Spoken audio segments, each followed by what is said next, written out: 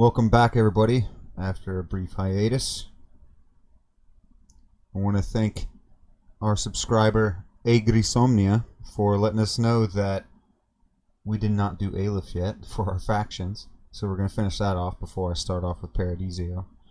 And then I figure we'll talk about Operation Flamia and the Wotan offensive. So, like a sick man's dreams, let's dive into Aleph. Aleph is the singular great artificial intelligence at humanity's service and under O12 supervision. Aleph controls the data network for the entire human sphere, as well as all major international technological systems. Aleph is mankind's greatest ally, and without it, our intergalactic socio-political and economic systems would be unstable. Its counsel and advice have led to numerous changes in a variety of different strategic socio-economic matters, making it inconceivable to imagine modern society moving forward without its assistance. Humankind's major technological systems depend on the AI's control and supervision. Through this control, Aleph has gradually acquired more and more relevance and influence in the human society. There are many different examples of Aleph's growing influence. AI supervises the resurrection system, granting it unexpected socio-political weight and relevance. Most of the social influence wielded by major religions that group together 3/4 of the sphere's population is due in large part to the fact that they have become Aleph's delegates for the management of resurrections. In other matters, AI controls all space lane traffic, maximizing the capacity of each space corridor and minimizing existing risks in inter-system routes. Aleph is also the O12 Senate's greatest counselor and perfect advisor in international matters. Its scope of responsibility is so broad that it was necessary to create an organizational structure around it just so it could meet the ever-increasing list of assigned tasks and objectives. Aleph also has enemies. The Nomad nation professes unconditional and ardent hatred towards the singular AI.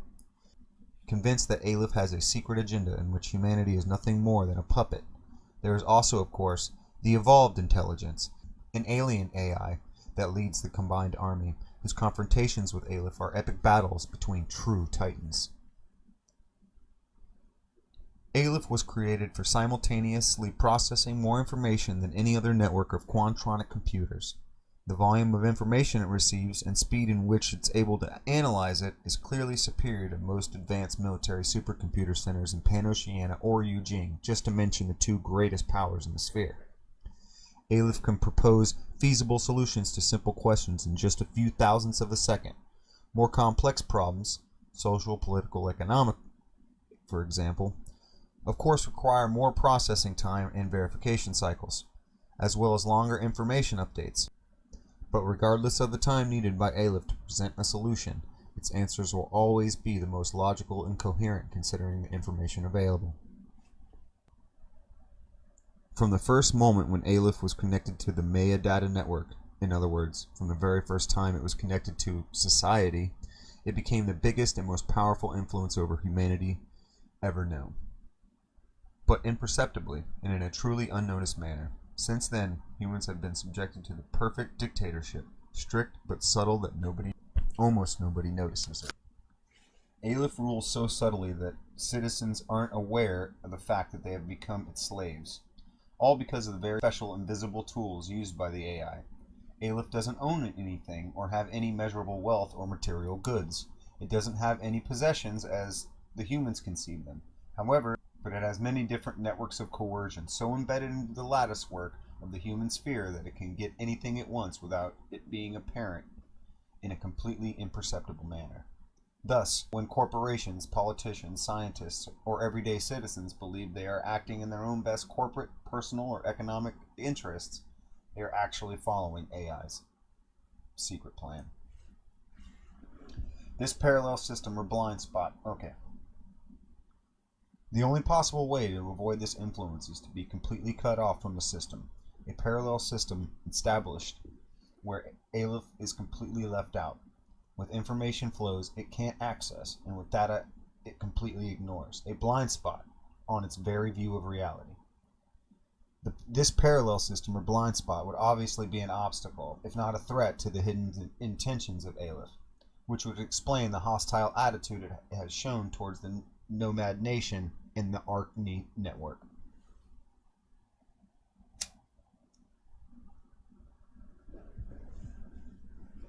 The human sphere is filled with people who deal with Aleph on a daily basis, either in their private or in their professional lives. This contact is usually established through one of the subprogram links without personality that the AI has available for those purposes. For situations where continuous contact is necessary, however, it has been proven that humans experience an instinctive rejection of these kinds of impersonal subprograms. Therefore, to avoid this repulsion and improve work relationships with humans, Aleph generates aspects. These aspects are subprograms with defined personalities adapted to each individual user, environment, or situation. These artificial personalities make dealing with the AI easier and create a feeling of empathy and contact with the citizen. There are occasions, however, when a simple image that has a voice coming out of a transmissions terminal is just not enough to guarantee complete and unequivocal communication. Therefore, in addition to using visual stimulations, Aleph has biosynthetic bodies known as L-hosts available where it downloads aspects that have continuous links with the data network. These L-hosts, also known as functionaries, are Aleph's representatives and ambassadors to the physical and material world of humans. The L-host model available to functionaries varies according to the assigned task.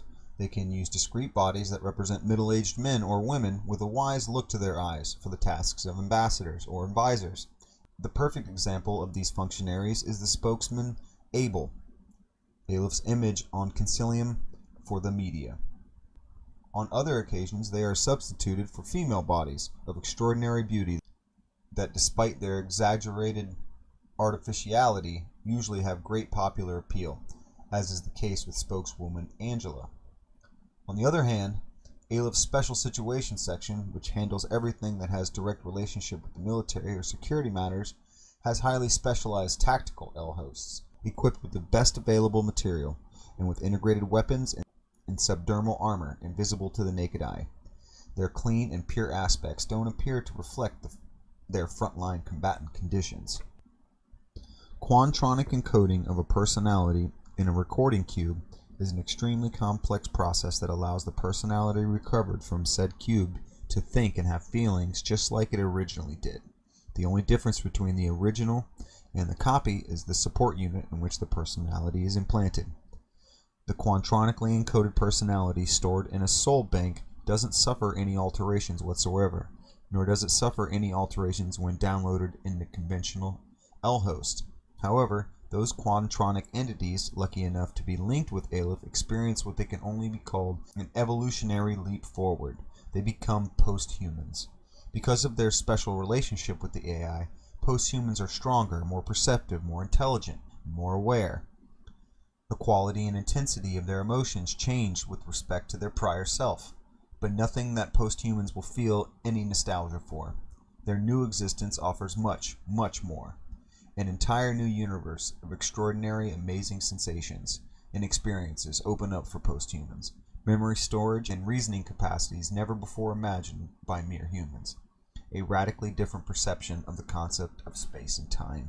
Let's switch a little bit and talk a little bit about the 3 S's of Aleph, the Special Situations section.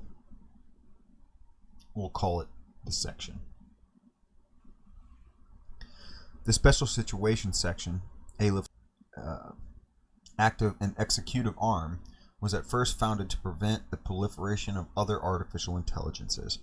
But as time went on, the general conditions of the human sphere evolved. This organization has taken on new and different attributes. The section has evolved and changed since its creation, demonstrating growing flexibility and great capacity for adapting. The section's history is one of unrelenting persecution of any attempt to create completely developed or self-aware AIs like Aleph. The section carries out continuous, arduous, and applied efforts to avoid the existence of other AIs within the human sphere. An artificial intelligence that doesn't have the rigorous control mechanisms which were placed on that were placed on Aleph represents a clear and present danger to humankind. Such a threat was enough for the establishment of the Non-Proliferation of Artificial Intelligence Treaty. This O12 sponsored treaty would be the seed for this section because all undersigned powers considered Aleph itself the best qualified entity to recognize indicators of research and the creation of other artificial intelligences, as well as best qualified entity to efface them, always under continuous supervision of the O12 Bureau Thoth experts, of course. Section agents hunt down clandestine artificial intelligences and persecute any AI created without the Bureau Thoth security and control protocols, and any AI not under Aleph supervision. But the section also hunts down any AI derived from Aleph that has managed to secede from the Matrix intelligence. These so-called rogue AIs are a fruitful source for urban legends, but their existence has never been officially confirmed. There is a generalized belief, thanks to Maya network, that the presence of Aleph throughout the human sphere is total. However, even an AI has limits. There are many places where Aleph can't reach. Some, like Nomad areas, have been deliberately blocked, while others, like Ariadne, some regions of Barak, and the border territories, don't have the necessary quantronic infrastructure. One of the section's tasks is to provide these areas with access and intervention capacities in the form of physical avatars, but as their name clearly indicates, this is only for special situations. Now you kind of know what the SSS is. Let's hear their framework of action. The Special Situations section, Aleph's armed branch, has an action capacity limited to the series of strict legal restrictions stipulated in the Uthgard Accords. This international treaty was signed by Aleph and the representatives of all the nations that comprise the O12, with the exception of the Nomad nation. The Uthgard Accords were drafted under rigorous supervision from the Bureau Thoth specialists, responsible for the control, maintenance, and surveillance of Aleph, as well as by Aegis Bureau legal experts. In accordance with the Uthgard Accords, the Special Situations section is obligated and authorized to the following. Number 1. This section is the organism created by Aleph to be used in accordance with the current legislation and the pertinent dispositions of the Uthgard Accords and the Thoth Protocols for the investigation, persecution, and elimination of any activity that threatens the Non-Proliferation of Artificial Intelligence Treaty, or the Singular AI International Law. Regarding these types of activities, the section is authorized to use any and all security force tasks with competencies in matters of maintenance and restoration of order, control of organized violence, the fight against violent and organized crime related to illegal AIs, and the protection of facilities with strategic characteristics, as well as the protection of relevant personalities. Number 2. The Special Situations section is also trained and enabled as a military and paramilitary force created as an international support force for the Paradiso campaign. Its function is to provide intelligence information and operational support by making use of its special abilities in both combined and individual operations. 3. The section may be used as an auxiliary force in support actions to sphere military forces in operations authorized by their respective governments and that are officially sanctioned by the O12. 4. Any action taken by the section must be executed according to the principles of law and by express request from the corresponding political and administrative authorities in each case. 5. The section shall intervene under circumstances where the Bureau Thoth or specialized organisms or other O12 organisms or the implicated nations consider that it is technically impossible for them to act in accordance to paragraph 2, chapter 8 of the Uthgard Accords. Number 6. Once public order has been restored and the threat of illegal AI has been eliminated under the terms of Chapter 8 of the Uthgard Accords, the section units must withdraw and return to facilities' origin. Number 7. Quartering of the units that make up the section and the adaptation of their armament and equipment to the nature of their mission must always be applied under O12 monitoring and verification. 8. The section must only establish itself in strategic locations on Concilium Prima, Neoterra, Utang, Acontecimento, and Paradiso. 9. The existence of any other surveillance, police, or paramilitary organism at the service of Aleph that has not been expressly indicated under the current legislation or by the pertinent dispositions of the Ulfgard Accords is strictly prohibited.